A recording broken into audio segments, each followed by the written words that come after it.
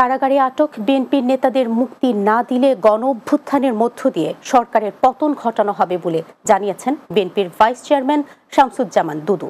শুক্রবার সকালে জাতীয় প্রেস ক্লাবের সামনে এক মানববন্ধনে প্রধান অতিথির বক্তব্যে তিনি একথা বলেন। দুদু বলেন, সরকারের প্রশ্রয় পেয়ে লুটপাট করেছে পুলিশের সাবেক আইজি বেনজির, আবার সরকারের ইশারায় বিদেশে পালিয়েছে। সরকার পতনে জাতিকে ঐক্যবদ্ধ করে রাস্তায় নামার আহ্বান জানান তিনি। ওয়ালটন এসিতে ইনস্টলেশন একদম ফ্রি।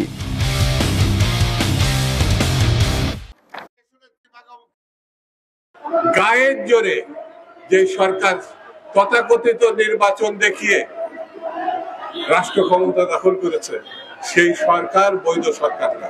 দেশনেত্রী এবং আমাদের নেতারা যারা জেলে আছে তাদের যদি মুক্তি না দেওয়া হয়, যে আন্দোলনের মধ্য দিয়ে আপনাদের পতন হবে, সেই পতন হবে অত্যন্ত হৃদয় বিদারক।